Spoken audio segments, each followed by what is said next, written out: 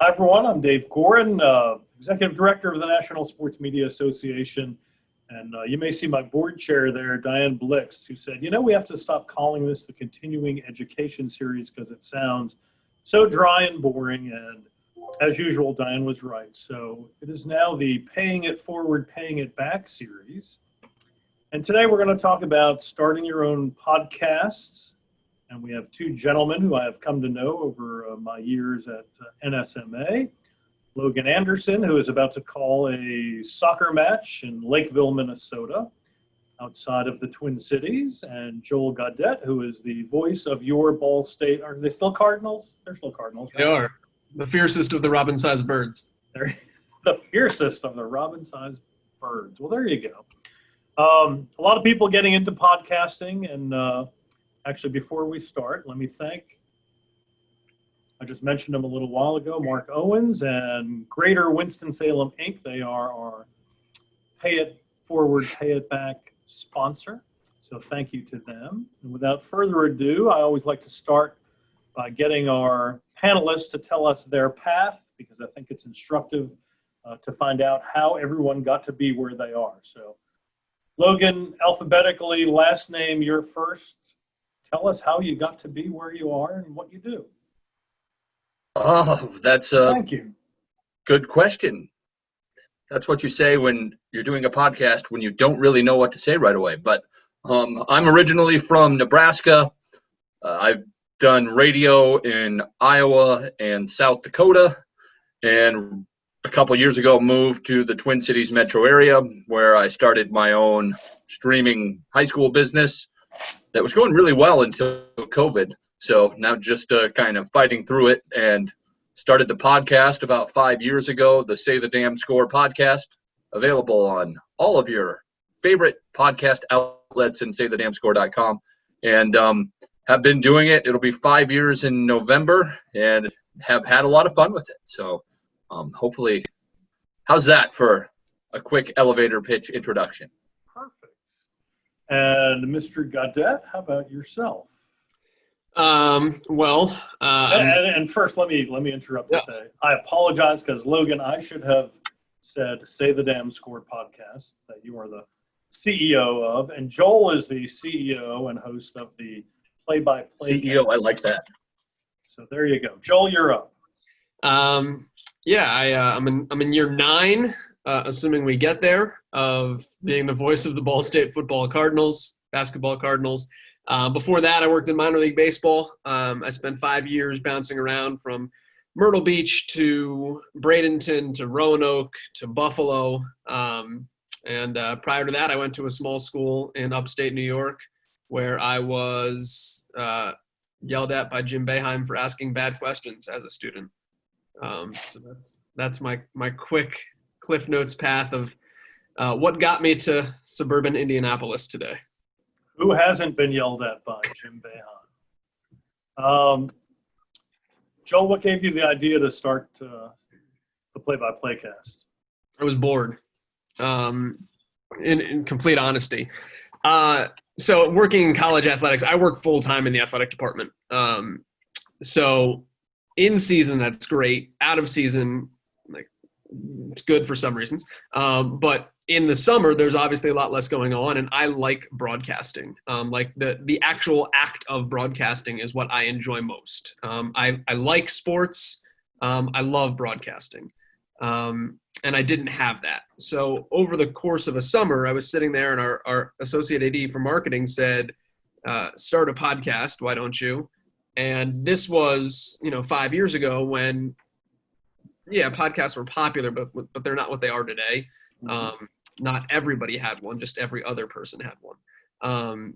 So, I kind of looked at him and I said, hey, what am I going to talk about? I'm not a sports talk guy. I'm not a hot take guy. I'm not an opinion guy. So I was like, what is somebody going to want to hear me talk about? And I just arrived at, all right, well, we'll talk about what I do.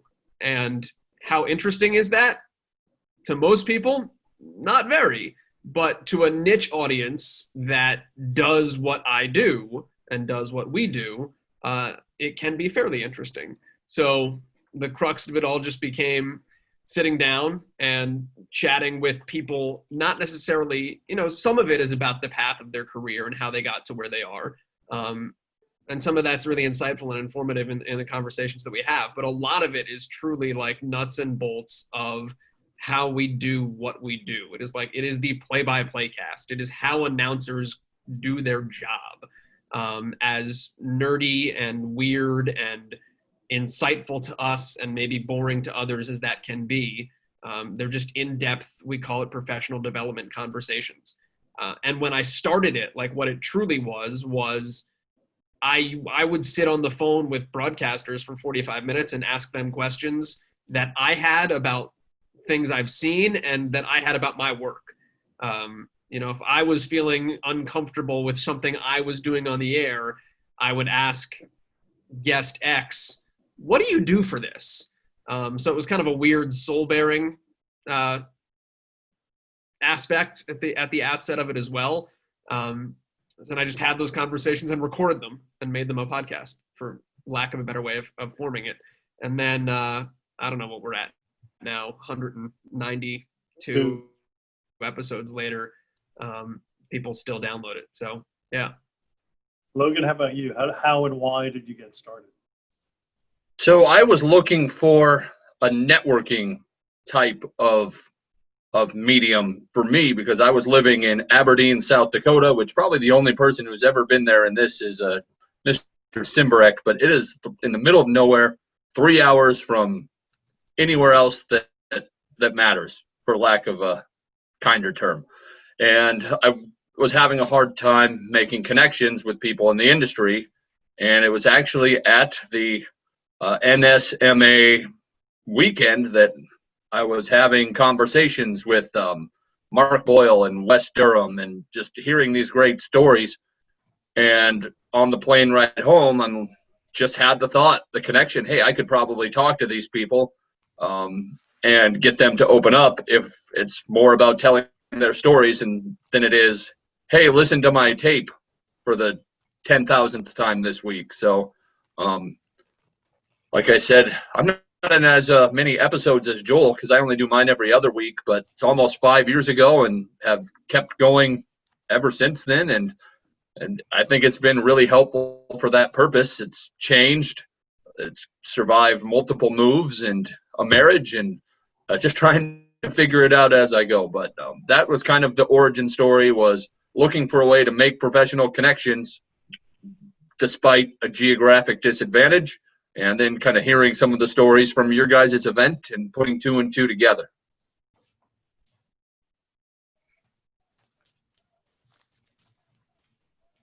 Dave's looking really still right now. That's because I had to unmute. And how, so anybody who's tuning into this and participating, how do you start a podcast? Logan, what's your advice for, what equipment do I need? What kind of time do I need, etc.? When I started mine, I didn't have any equipment. I just worked at a radio station, and I would come in after hours and use their equipment. And I don't know, probably should have asked about making long distance calls, but I just did them over the phone and just went with it. If I was going to recommend what you would do, I would recommend finding finding a good hosting platform, buying probably about $100 microphone and about a $50 mixer, some XLR cables, and a USB mixer, of course. And you really don't need that much to have a good sound. What I've found is most critical is finding a room that doesn't echo the most. We're in the middle of building a new, what I like to call, Say the Damn Score World Studio. And it's in my basement because it used to be upstairs. We're having a baby, and the baby is getting the upstairs room. So I'm making another one, and it's really echoey. I'm in the process of treating it and hanging blankets and all that stuff. But you can get by with probably $150 worth of equipment, assuming you already have a laptop and some software with the audience we're talking to. And as far as time, it's easy to start a podcast. I wouldn't say it's easy to start a good one. Here, and that way we could have people here and have people downstairs. Sorry about that. It's not easy to start a good one, but it's it's rewarding. It takes probably an hour to record, an hour to edit, a half hour to kind of put everything up and promote it and situate it and make the show notes, etc. That's been my experience anyway on kind of what it takes to start a podcast. Joel, you want to add to that? Yeah, I mean the easiest thing is everything that Logan kind of just laid out. Like the easiest part of doing a podcast is just physically doing a podcast. Like you just need the wherewithal to go do it. Where it gets hard is once it's done, and getting people to listen and building an audience and all of that. But like strictly from a technical standpoint, I don't have a studio. I mean, I literally, I've got a soundboard on the floor next to me. That's my board from work. Don't tell people. It's usually in my office, but I'm working from home right now. But like literally what I do for interviews is I plug my phone into the board. I put a headset on, and then while I'm wearing a headset, I obviously have a microphone on, and I just sit here like this on my phone. So the person can hear me on the phone. I'm recording my own voice, and my phone is plugged into the board, so I'm recording the phone. Like it's like fairly simple. Like it's not like everybody, I guess you think sometimes it has to be complicated. It's that's the easiest thing that I came up with as far as doing that. And then, I mean, I've recorded the part where I talk in a Buffalo, New York hotel parking lot at 2 a.m. because that's when I got to Buffalo and I had forgotten to record anything. And I had a roommate who went to bed. So I've done it in every which way as far as that goes. But from a content standpoint, yeah, I mean, it has to be, I say all that, it has to still be good. Mm-hmm. You know, like there are a lot of podcasts done by people that you would think, like once you hit play, you're like, oh, this is going to sound great. This guy works in radio. I know who this is. And then you start listening and you're like, what is happening here? Why does this not sound great? Why are the levels totally out of whack? There's nothing worse than when you get into your car and the person who's doing the podcast is at one level and their interview subject is at another, and you're driving while changing the volume. And I've done that. There is a podcast I love that's done by a guy who works in radio, and I will drive my car going like this so that I can listen to it. There's no surefire way more to get people to stop listening than to make it hard for them to listen. So, you know, even though I say like the technical side of it is what it is, like just make sure that you're not driving it off a cliff to drive your viewers insane, or listeners insane. Tell everybody, if you would, what kind of soundboard, what kind of headset, if you even know. It's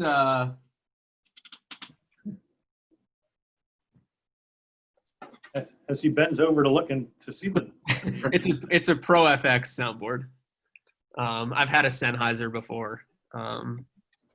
The headset is a regular Sennheiser headset. Actually, that's the one, Logan. Yeah. Show us again, Logan. Good piece of equipment. I have the exact same one sitting right next to me. So I actually have two. I have one that I use for my remote broadcast that sometimes I'll take with me on the podcast, and one that is just wired in on my desk that I don't ever want to unplug. And that's one I use at home. But both of them would work fine in either way. I have a 2-channel Behringer and a Pro FX with 4 XLRs, and just either one of them works, and they both kind of have different purposes. But yeah, it's not hard. One of the things that I would suggest is there is a program called Auphonic, and you get like an hour per month for free, or you can buy it forever for like $200, and you can just put whatever you recorded in, and it automatically levels everything out perfectly. I was really skeptical when I heard about it, because I always, like Joel would say, if I messed up, I'd go through and raise and lower them, and it was a pain in the butt. And I found this program just does it automatically in about 2 minutes. And that is Auphonic. Is that how you spell it? Auphonic, Auphonic. Auphonic.com. I just pulled it up on my other monitor over here. see what else. So here's a question here from Robert Eggleston, who's one of our board members here in Winston-Salem. Is it named Say the Damn Score podcast merely because too many radio broadcasters go too long between reminding their audience of the score? Is there a second or deeper meaning? It is the first, right? Both.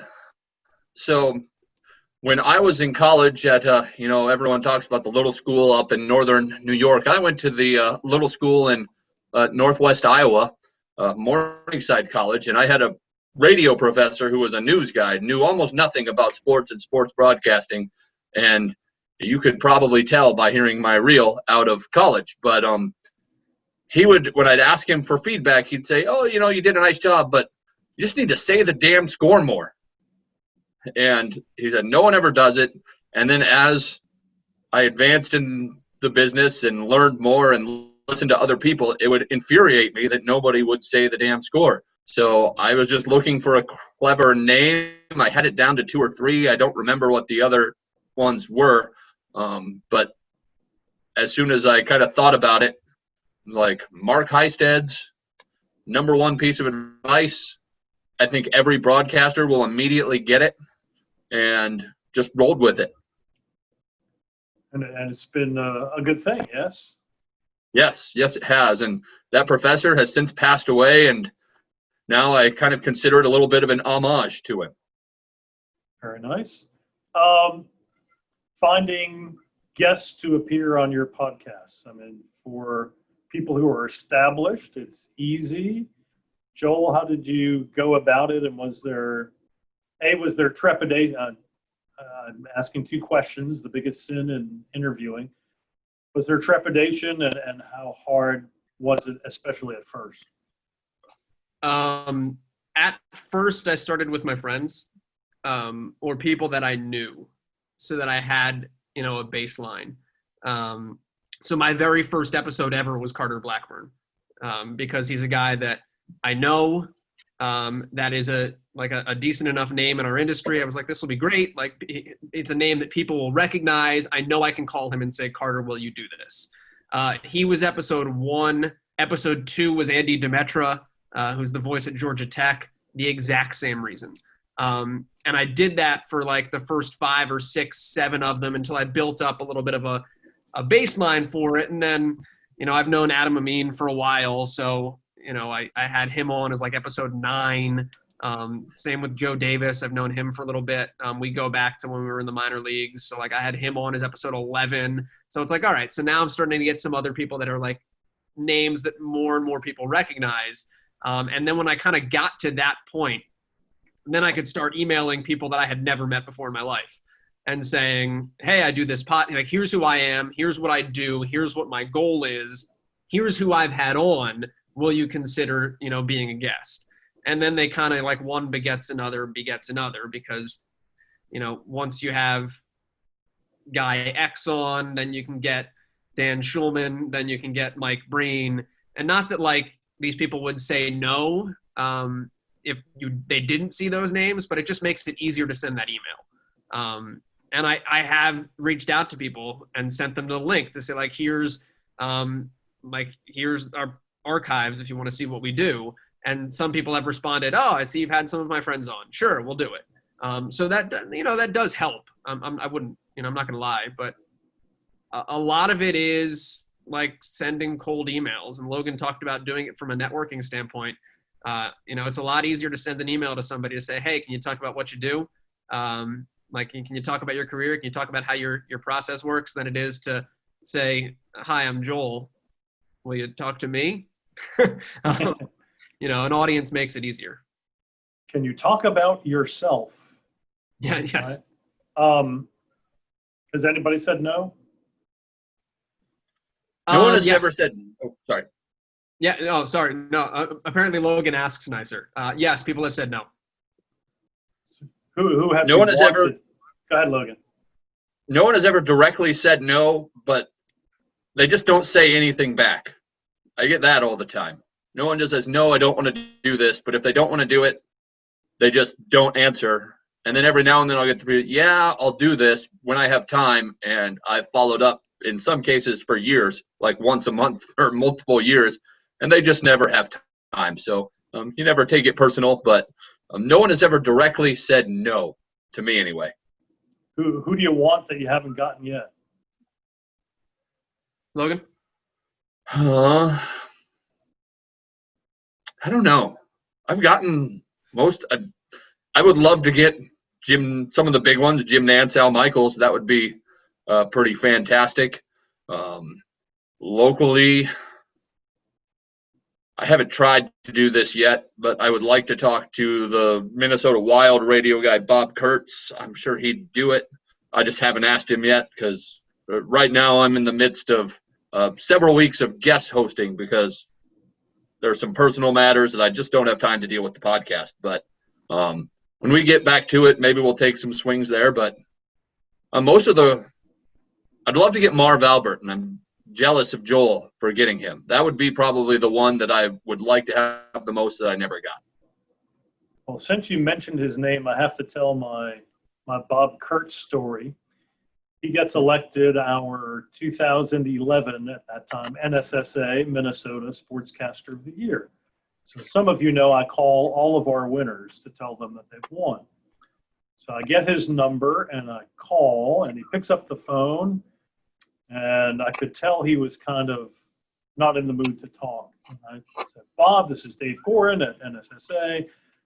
Yeah, well, I don't have time right now. Call me, whenever. Click. So I called Pete Weber, who knows him well because of his NHL connection, and I told him the story, and he started laughing. And I think he had Bob call me back. He was a little embarrassed. I thought, all I was going to do was tell you that you won an award. I thought you were trying to sell me something. So that was my fun Bob Kurtz story. Joel, who have you not gotten that you would still like to get on? I'll go with the low-hanging fruit. I've never had Debbie Antonelli on. I think we can make that happen.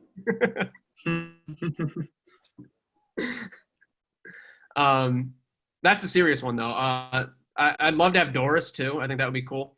I've never had Joe. I've never had Joe Buck. I've never had Al Michaels. Those are two that I'd love to get. Yeah, I don't know if there's any big surprises on there for me. Let's open up to the floor. There's some questions in chat, and rather than me ask them, I'll let the people who want to know ask them. Hey, Chip Walters, you want to unmute and ask your question? Yep. Hi, Dave. Hi, Good to see you. When you guys decided to get started, and because I'm contemplating myself and working with an idea with a buddy of mine, but where did you decide to host in the cloud? Where did you host it, and why did you choose where you put it? I guess, and then you can, of course, link it out to Stitcher and all those different outlets. I use Podbean, Podbean. When I started doing it, I was like, let me find the cheapest, freest thing that I can find. And they all exist, like Anchor.fm, you can do 100% for free. And there's some other stuff out there, but Podbean, I was like, what, if I'm going to do it, I'm going to do it. And it's I think it's like $100 a year. And I was like, all right, for $100, I can eat that. And it's for me, its interface is great. Submitting it to iTunes and Spotify and all of that stuff is super easy. So everybody will tell you whichever one they've used, they probably like because they use it, and that's the experience they have. So I can tell you that from my personal experience, for $100, Podbean gives me relevant statistics. It's super easy to upload. So my experience has been great. So if you're willing to spend that level of investment in it, yeah, I mean, that's the route I've gone. I'm sure Logan's got one that he prefers too. So I would not recommend doing what I do and continue to do. If I were to start it over, I would not go this direction. But when I started mine, and I still have the website, it was also a blog, and I did some other stuff with it. And I just put it on the shared server of the website host and then turned that into a feed. And that, first of all, if it would ever really blow up, which I'm not really worried about at this point, but and numbers starting getting huge, it could get shut down. And it also makes it a little trickier to submit to some of the other, iTunes is easy enough, but the Stitchers and the Spotifys, you can do it. It's just a few extra steps. So that is what I do. I would not recommend it. If I were to do it again, I'd probably go with either Libsyn, Blueberry, or Podbean. Those are the three that I hear good reviews about that, cost a reasonable amount, but not outrageous.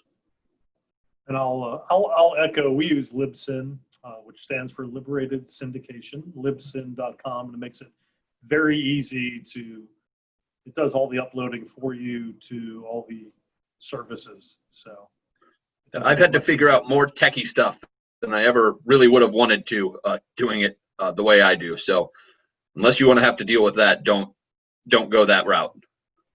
David Halberstam, you want to unmute and chime in here? Sure. Can you hear me? Sure can. How are you? I'm doing great. Logan, a delight to see you. Halby, hope you're doing well. Yeah. One person whom Logan did not mention, who gladly did an interview with him, is one of the greatest guys in all of sports broadcasting. He's got a big heart, and he's been helpful to so many people, and that's Bob Costas. And you called him from Little South Dakota and asked him to spend 30 minutes with you, and he did. And how nice was that, right?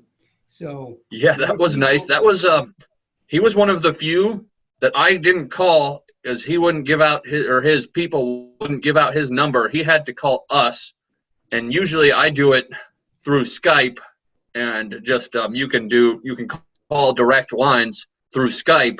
But instead, I had to set up at a studio where we could take an incoming call for that one. So that was good. And that was one it took a year of following up, and eventually it did work out. It was really cool. And as Joel was saying, when you reached out to other people and it's like, who's been on the podcast before? Bob Costas has been on.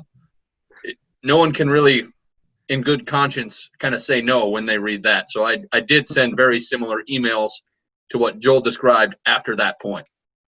Well, you've got one of the 4 greatest broadcasters in history with a command of the language between Costas, Scully, Cosell, and Jack Whitaker. You won't get anybody better than Bob, who can say to you, I'm not an intransigent ideologue. And every now and then you pick a few things up from Bob. But Debbie, it's nice to see you there too. I've written some very nice things about you. I've always loved your work. You get very technical, more so than Doris, which I greatly appreciate. And Wes, always good to have you on this call. I would like to just ask Wes how he's doing recreating these games, these NFL games, if you're there, Wes. Hi, sorry. I'm actually sitting here and working at a game that I'm actually going to. We have done one of the virtual NFL games. It's intense. I'm doing the 3 college football games I've done so far for ACC and ESPN. I've actually gone to site. That will change next week when I do my first home kit game, if you will, with NC State and Virginia.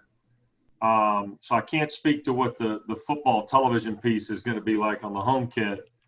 The radio is pretty intense. We're fortunate that the NFL has agreed to give us, David, a couple different screens. One is a feed from the network that I would call in the industry a dirty feed. The second feed is an all 22, which for the analyst is like gold. And for us, the first game we did virtually was Dallas.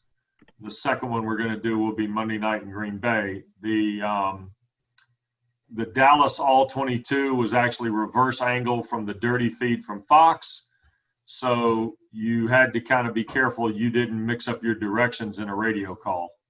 So in other words, if you were watching the all 22, you had to remember that you had to go back to the dirty network feed in order to call the play, because your right would be their left and the and the other one, if that makes sense. So the other thing too is, depending on the director, you're kind of held hostage to the basic radio elements, which are time and score and, kind of where the ball is. And if you get a director that's pretty happy to do replays all the time, you can get yourself trapped. And I had to slow myself down enough to wait on the time to come back up a couple times. Now, the NFL has a great stat system, but the stat system on a wireless is delayed. It's probably a half play to a full play back. So we are, you can get yourself in real trouble. I equated it to my business friends last week as taking the bar. I probably made a D. When Dallas recovered the wobbly onside kick, I probably failed. But hopefully Monday night I'll get better, and by the end of the year, hopefully I'll have it kind of figured out. But it's hard. It's a lot harder than you think it's going to be. And actually, in a weird way, I think we probably ought to get used to it. I think there's a weird part about this that I think it's going to become similar to norm and not the exception the further we go down the road with this, especially the technology, because, it's like some of these seats we get in the NFL are not great seats. Some of the seats people get in the NBA aren't great seats.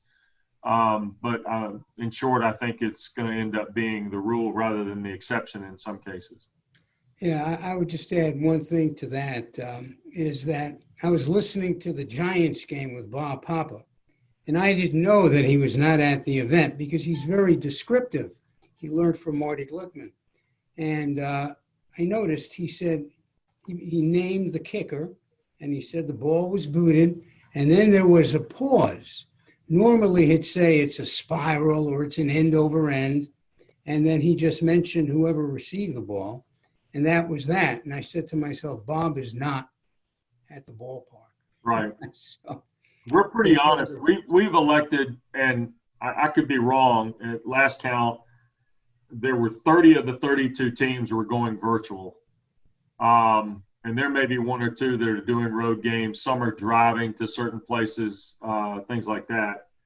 We're going to be honest with it. We're not going to pull the punch on this. We're going to tell everybody we're not there. I mean, it's the right thing to do. And Paul Allen and the folks at K-Fan had a story written this week, I think by Jason Barrett, that they're not there. And, I think everybody pretty much by mid-October is going to realize that if your radio crew is there, and it's just kind of where we are this year. And that's kind of the way I've had to treat it. It's the way I'm thinking of it is this is the 1 year exception. And I'm hoping like crazy it doesn't become the rule. Ralph Waller told me that if they would do it this way, when he was doing games, he would quit. Easy to say that now. He's retired. But I happen to know someone who, if he were alive, would be kicking and screaming at this concept. Are you related to him, Wes? Yes. I am firmly convinced that if my dad were alive, he would have done, the world famous "not out of my cold damn hands, Mr. President." He would have been. He was furious when they started pumping music into arenas, and he thought you had to be there. And I've had a lot of laughs with a lot of people in our business about the fact that we're doing games this way. Well, I speaking of presidents, I feel like Chris Wallace, I've completely lost control of this session. So without further ado, but thank you for that, Wes and Halby. Back to our regularly scheduled podcasting questions. Diane Blix, you had a question. Would you like to ask these gentlemen? Yes, thank you. And I hope this isn't too personal. I was just curious how you make money. Is it through sponsorships, advertisers? If you don't mind sharing that with us. We don't. Yeah, I don't. I don't. For this pod, I mean, like, you can, like, there are plenty of podcasts that make money, big time, and we can get into that in a second if you want. But I don't, like, my audience isn't big enough. The way that I there was a point where I tried to make money, and what I did was I actually went to a broadcasting service because I was like, I got a niche podcast. I know my audience. I went to a service that cuts reels for broadcast students or young broadcasters. And I basically said to them, I was like, would you be interested in a sponsorship deal where if you get a client who says, I learned about you from Play-by-Play Cast, I get like a 5-10% kickback. Right. So that for you, it's name like people are going to hear your name, but it costs you no money unless you earn money. Like I'm not asking for anything up front. And they basically said to me, like, they're like, no, your audience isn't big enough. Which to me, like, is asinine because they just like, that's free money. Like it's free advertising. So that was the approach I took initially. And then I was like, you know what? I don't do it for that reason. So it didn't bother me to do that. But I mean, there are ways to sell podcasts, and it's knowing there's two ways to do it. One is kind of knowing your niche and going after, we're broadcasters, going after those kind of niche type things that apply to your core audience. I've got a really good friend of mine who hosts the podcast Talking Elite Fitness. They have fitness centric sponsors.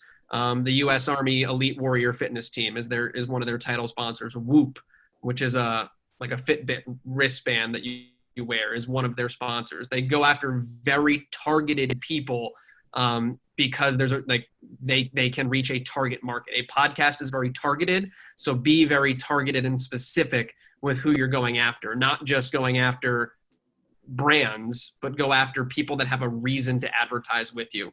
And then the other thing is like know who you are locally. If there's a reason, if I hosted a Ball State podcast independently, if I did it through the school, I'd go through our school people. But if I did it independently, go to local supporters of Ball State sports. Like, hey, this car dealership is already a corporate partner, or like this business is in the village and I know students go there. Have a reason.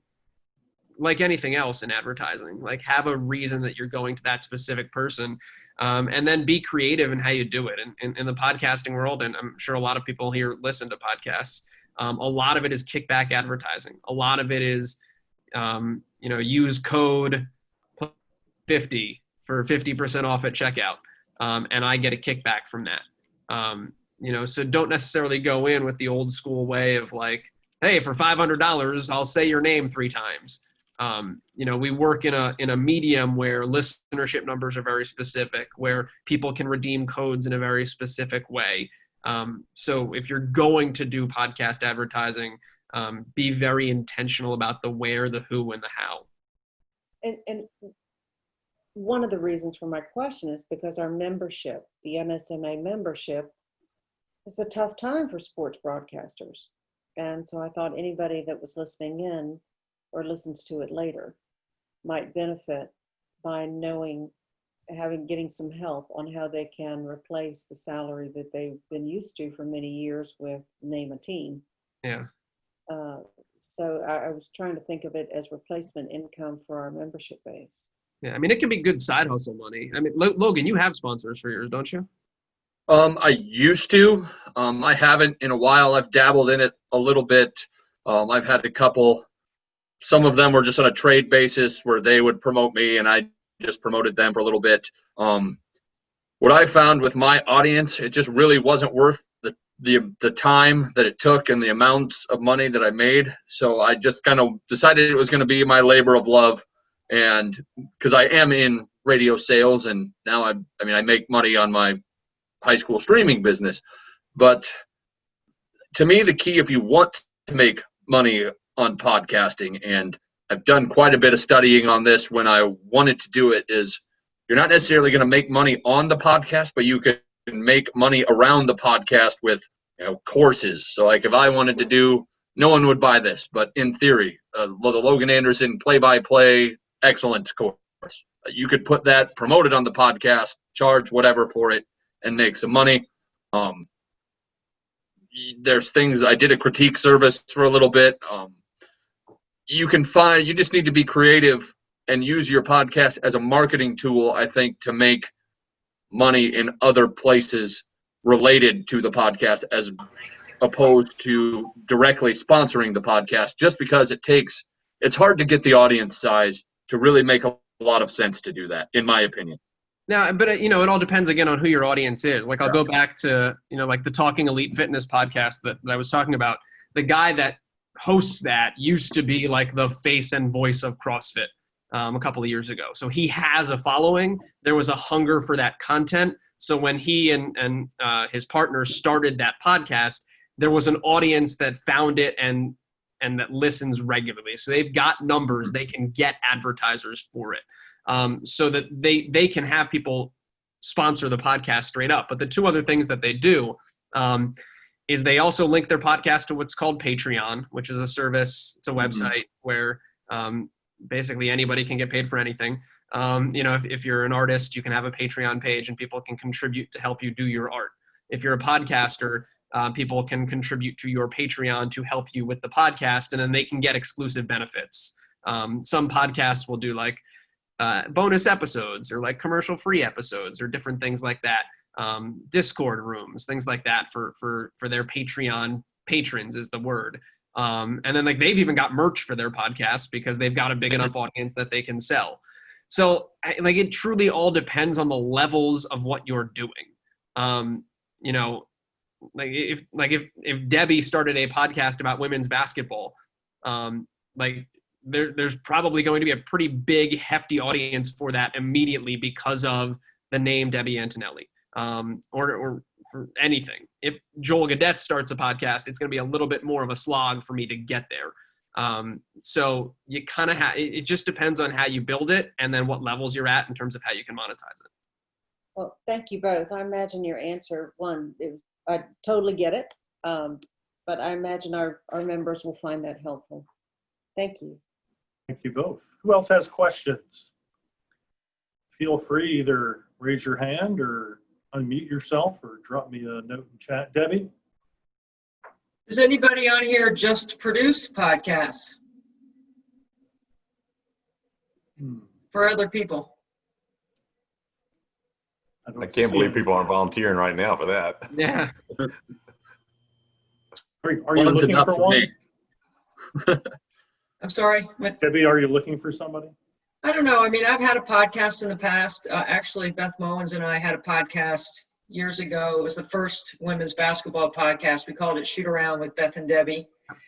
And it was a platform unlike anything the women's game had had before, because it wasn't just a promotion of the game. It was a platform to discuss issues in the game and a place where you could, talk about something like the Sweet 16 to Vegas or create different things that we created during our time. And we got away from it.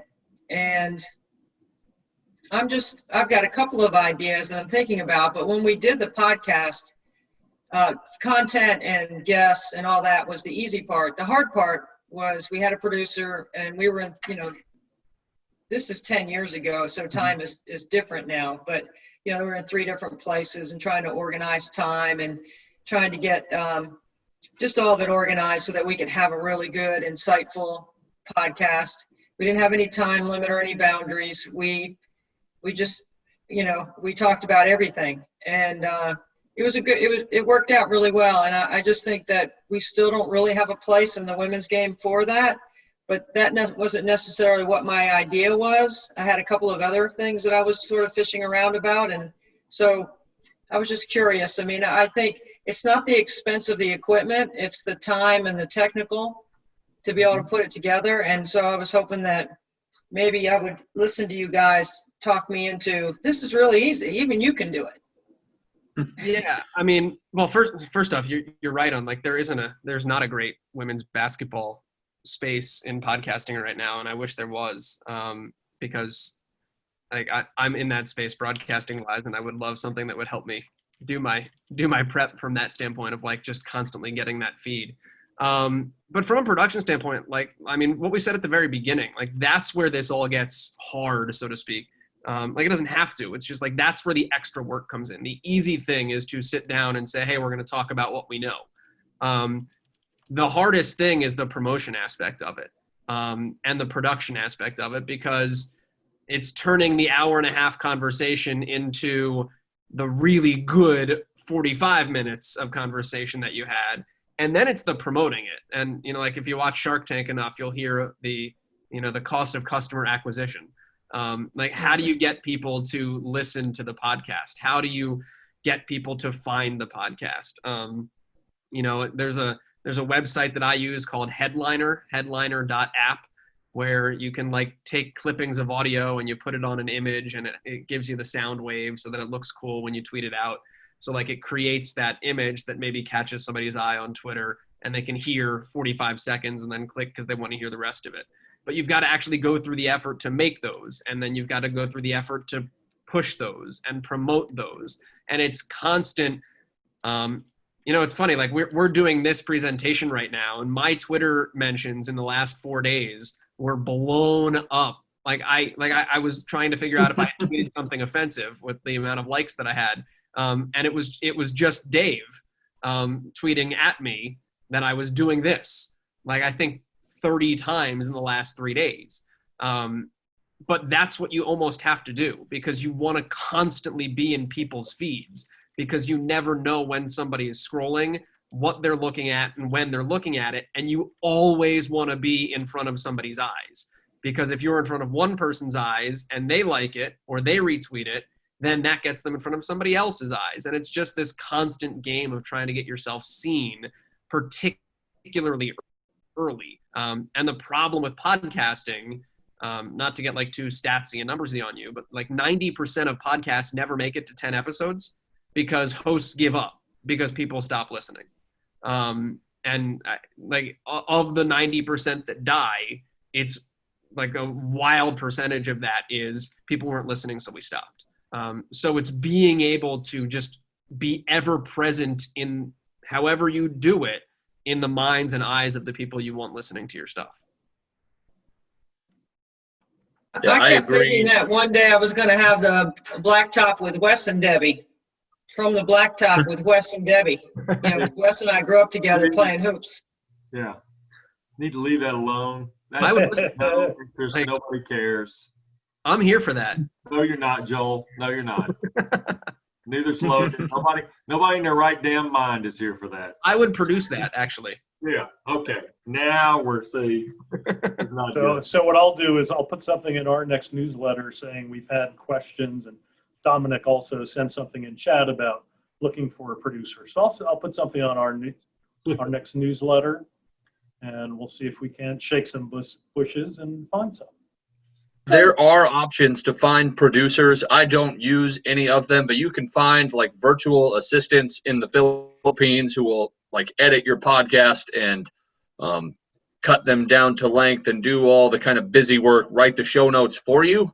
Again, depending on which one you get or how much money you want to spend, I'm sure will make a big difference on what quality you get. But again, I've never dabbled in that. I just know it's an option. So it's something you could look into if that's a route you wanted to go. So Joel, did I hear you say that you would help Wes with producing, but you didn't make the same offer to Debbie? No. Same show. Same show. No, he offered Debbie. He did not offer me. All right, just keeping you honest there, Joel. Yeah. Can I ask my question, Dave, before I absolutely? You can absolutely. Board member Wes Durham. Okay. Joel, Logan, here I'm going to give you some supposes. We do some things on ACC Network that are social media driven, and IG Live that, you know, everybody says stay within 30 minutes. We do it once a week to promote football. Do you guys feel like that there is a right time or a wrong time in terms of length of these? I mean, we're dealing, obviously, what you guys do and listening to it, it's something that's very secular in terms of its intensity. So people who naturally gravitate to it would be willing to invest an hour. I mean, Joel, you know, and Logan, you know, I've listened to you guys because I'm in a car a lot driving. So that's where I listen to most of it, or when I'm on a plane. So the idea of it being, do you find that there's some podcasts that are better served being 30 minutes or 40 minutes as opposed to being an hour and 10 minutes? So I'll give you the numbers for what they're worth. 86% of people, when they hit play, will listen to most of, if not all of the podcast. So just because of the fact that it's a targeted medium in the first place, like I'm not going to click play on something I don't want to listen to. But now what goes into that is like, it's got to be a podcast I'm interested in, and B, the title's got to be good. Like if I see play-by-play cast with Wes Durham, sweet. I'm going to listen to play-by-play cast with Wes Durham because I want to hear what Wes has to say. If I see play-by-play cast with Joel Godett, probably not as likely to click on that because I'm not as interested in what I have to say. So, some of that comes down to like length doesn't necessarily matter as long as you can hook somebody to hit play. Okay. And then on top of that, like there's suggestions. Not to throw more numbers at you, average U.S. commute, people listen when they commute, is a half hour by car, 45 minutes by subway, 50 minutes by bus. That's before everybody worked at home. So like think of, 40 minutes is probably the sweet spot there. Okay. But the podcast, like I think it was like 2 or 3 years ago, the podcast of the year was Something to Wrestle with Bruce Pritchard. The episodes are 3.5 hours long. So, know kind of who your audience, like, am I going to listen to a 3.5 hour podcast? No, but people did. Like, it gets millions of downloads. So as long as the content is good, people will listen.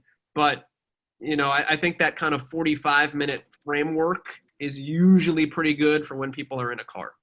Okay. I generally agree with that. A podcast, consultant that I listen to, when he gets that question, he says a podcast should be as long as it can be interesting. Yep. And just for example, when Wes came on mine, I think we went for about an hour and a half. I hardly cut anything out. I thought it was all interesting stuff. I've had others that I'm like, this is kind of boring, and I cut it down to a half hour. It just kind of depends. You don't want a lot of filler, and as long as the content is there, I found that people will listen. And what's different too, so like for Ball State, we do our coaches radio show on Monday night. It's an hour-long radio show, and we put it out on podcast. Mm-hmm. I don't put that out as the 60-minute Monday night with the red and white. Nobody ever listened to it. What I started doing was, here's football coach Mike New, 22 minutes. Here's defensive back Antonio Phillips, 8 minutes. And you put out 3 or 4 episodes at a time, people started listening to those. Mm-hmm. There's something to feeling like you're listening to I'm listening to all these episodes. Like you feel like you're doing more. I don't know. And it's more digestible in those instances to listen to a whole bunch of 6 and 7 minute episodes. Plus it's targeted. Somebody will look at it, and instead of seeing a whole episode, they see, oh, here's the interview with this person that I want to hear with, and it's only 9 minutes. I'll listen to that instead of trying to scrub through an hour or an hour and a half of audio. Who else has a question? Anybody? Well, I know, Logan, you have to go do a soccer match. Well, I'm here now, and I'm in the press box, so okay. Football's still practicing. It doesn't start till 5, so I got a couple minutes. Hey, Dave, I thought Diane's question was the best of the day, and it gave us a lot of insight. But I'm just really curious, kind of a light question. But have you ever bumped into somebody that turned out to be a great guest, even though they weren't necessarily a sports person, they're just obsessed with sports? Maybe they were famous, but they were really into sports, or they were not famous at all, but a sports nut that turned out to be a fascinating podcast.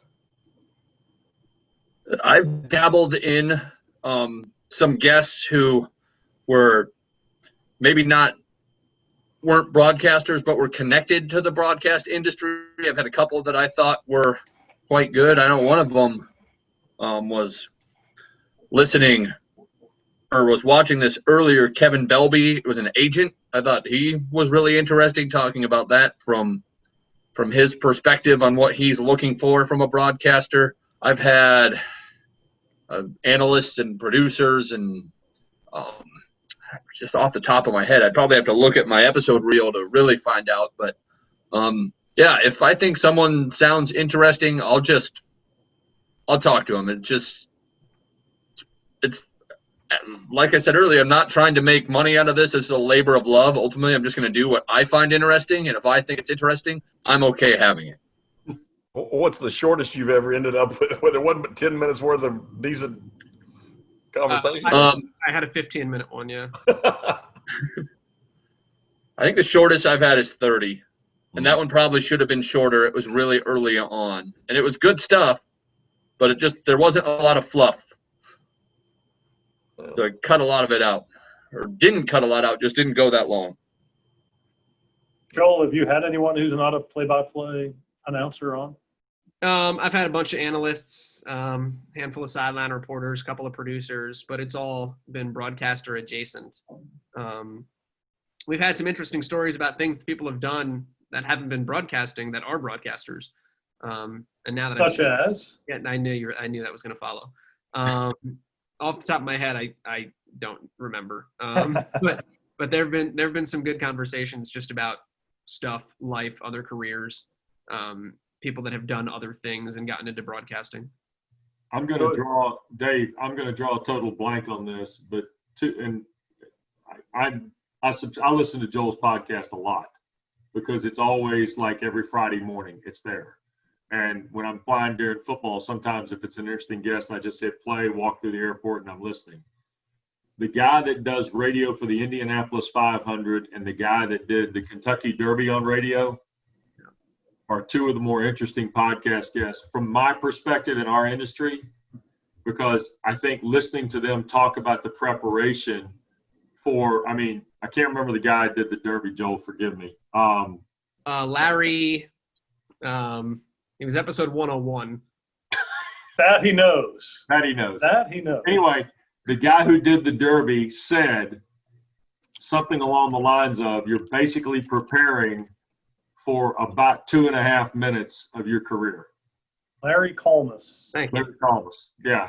And the Indianapolis 500 guy specifically remember, and I see Dolan on here, and you'll appreciate this. He basically talked about the association of the numbers in the cars and how he follows with the spotters and the people who help him do the Indianapolis 500, like when they hand off in the turns. I thought that part was interesting too.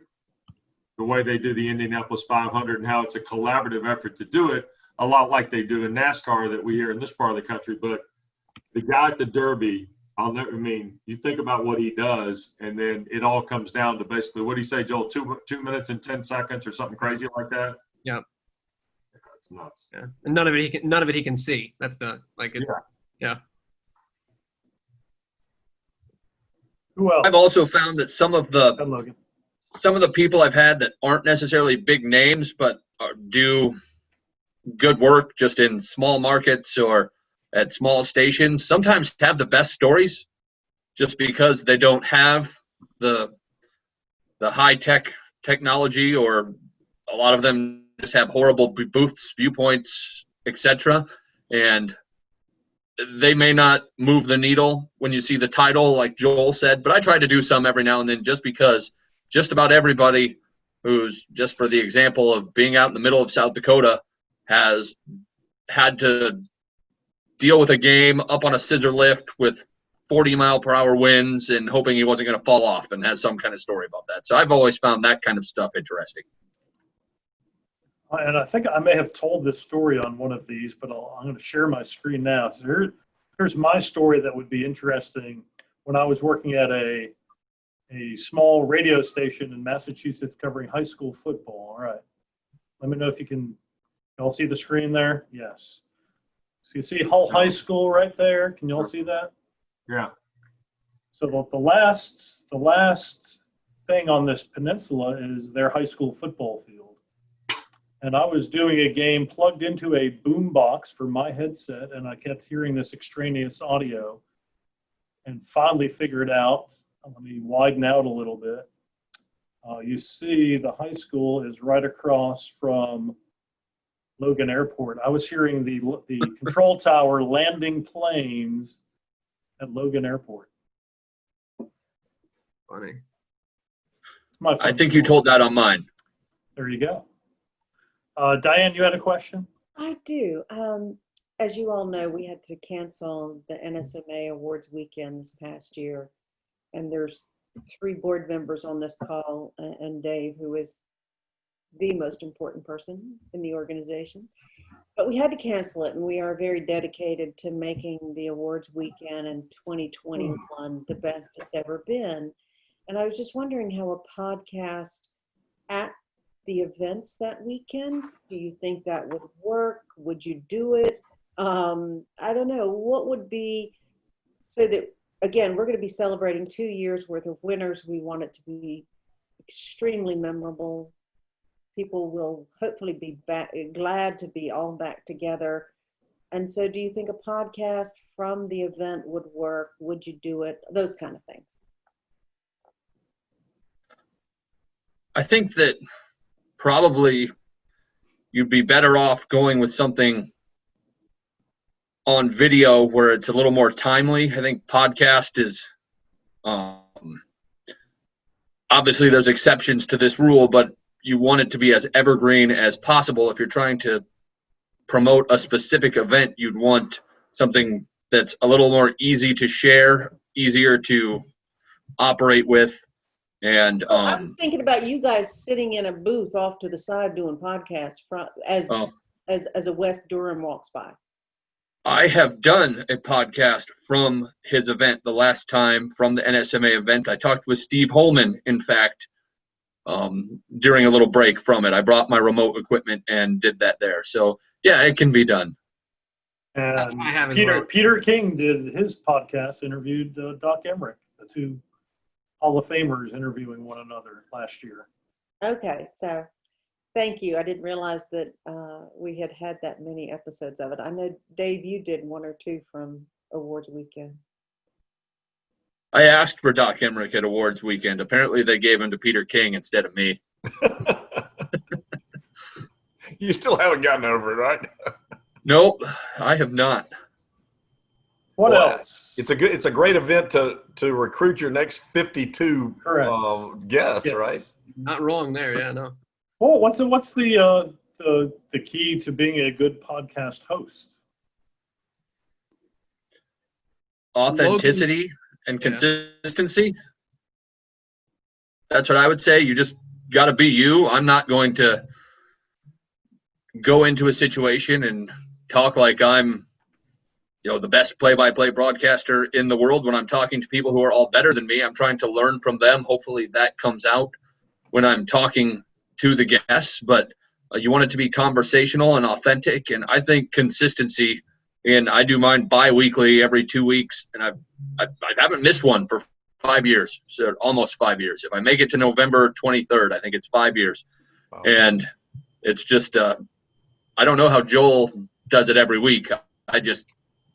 I looked at the schedule when I was thinking about starting it, and I said, doing it bi-weekly, I can't do it every week. Just not enough time. But having that consistency, especially early on for the first year or 2, as you build that audience, is really, really key.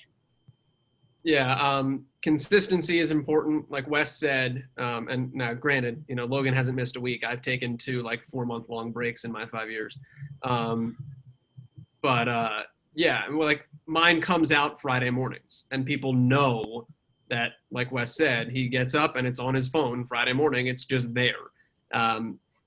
There's nothing more frustrating than when you go to find a podcast that you always know comes out Monday afternoon and it's not there. And you sit there on your phone and you're like, it doesn't refresh. That's the number one way to kill a podcast, particularly early. The other thing, and I do a bad job at this, Logan's really good at it. If you're an interview-centric podcast, which his and I's shows both are, there's nothing worse than you can do, even though I have done it all 192 episodes of my show, than for the first 5 to 6 minutes of your show, telling everybody why they're there. Just do it. They know. They hit play. They chose to be here. They know what podcast it is. Do it for 30 seconds, because if you have a new listener, you need to tell them where they are. But nothing will kill, there are podcasts that I listen to where I know for a fact that the first 8 to 10 minutes are ads and nothing. And I will hit play, advance 30 seconds 10 times, and then go, all right, there we go. I'm here. And so you're wasting your time and some of the time of your listener as well. So like, get into it. Like when if people are listening to Logan and Bob Costas, love Logan. They did not come to listen to Logan. They came to listen to Bob Costas. Same thing for me. Like with my episode with Marv, they want to hear Marv. There's no reason to tell them what they're going to hear. Everyone also does that. Hey, thanks for coming to Play by Playcast. On this interview, you're going to hear Marv talk about X, Y, and Z. In some respects, that's good because you want to lay a groundwork of what's coming, but there's no need to give a giant biography for the person because they're about to do that. So just be wary of the as I give a long soliloquy, the long soliloquy. How has this affected podcasting, or has it? Now that everybody lives on Zoom and you can see people, which to some may be more interesting. For a long time in this little niche, talking to play-by-play broadcasters, there was really only 3 podcasts that were. It was mine and Joel's and Sean Aronson's, also here in the Twin Cities randomly. But there wasn't a lot of competition. And since this, everybody's starting a similar one. And I mean, it's fine. I certainly encourage that. It's not a competition, but we all have many years and hundreds of episodes advantage and having that audience. So that's really what I've seen is there's just a lot more of them. A lot of them die quickly, but there's more quantity during the pandemic. Yeah, I mean, that's the biggest thing, and we talked about it earlier. Like, everybody's got one now because everybody has to have, like, the whole thing has been like, well, you have to do something. You have to show you're versatile. You have to show you can do these things. You have to get yourself on the air. I've started 3 podcasts during quarantine. They are all dead because, like, I started them and they were like, I did one with a friend of mine. We did like 6 episodes and then we just stopped doing it. Because Play by Playcast was a labor of love that I still love to this day, and I still put that effort into it. But like, you've got to know your why, and it's got to mean something to you because there needs to be that thing that you need to keep coming back to it. You need to keep pushing through. And the biggest thing now is while everybody else has one, you need to make sure that yours stays consistent, yours stays good. Yours stays important to you, and if you continue to push through, I don't want to say noise because I don't want to be disrespectful but everybody has one. There's a lot of noise. If you push through that noise and give people a reason to listen and give them something quality, that longevity will pay off for you. Keep it quiet in the press box. Any last questions? I got to sign off here pretty quick. All righty. Well, thank you. I appreciate it. We're right about at 5:15 anyway, so. Thank you, Logan. Thank you, Joel. Thanks for the great insight. And thank you all for tuning in. Thanks again to Greater Winston-Salem, Inc. for sponsoring these. So, Robert, did you have something before we go quickly? Just thanks. Enjoyed it. Cool. Oh, they did a great job today, Dave. So appreciate all the insight. Thanks, Brett. Good to see you. Next week, at the very least, Mike Maniscalco, who was pretty much out of a job a year and a half ago and now was just promoted to the lead TV play-by-play role with the Carolina Hurricanes, will join us. May have another panelist with him, but that's next week, 4 o'clock. So join us for that. And then Debbie Antonelli is going to be on with us again as a panelist in 2 weeks, along with Nancy Hogshead Makar, who Really? won a couple Olympic swimming medals. So we'll talk. We'll champion women in this industry as well. So next 2 weeks, stay with us, and everyone have a great weekend.